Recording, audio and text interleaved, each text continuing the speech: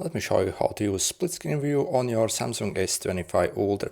So first, to launch it, you simply have to open basically this view where you can see your background apps, and you simply have to place both apps in the backgrounds that you want to use in the split screen view.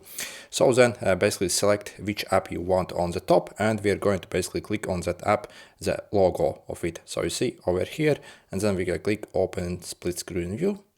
And then we need to select the second app, so either from the recent apps you have in the background, or also you can select any other app, for example, so calculator over here. So you see I have my split screen open. Also I can easily resize it. So you see just how absolutely awesome this thing is. Okay. So you have to kind of press right in the middle where you have those three dots essentially to be able to move it around. And if you want to close the split screen view, so choose which app you want to leave. So for example, if you want to leave the calculator, you would simply take and pull it up like this, and we have only this calculator left.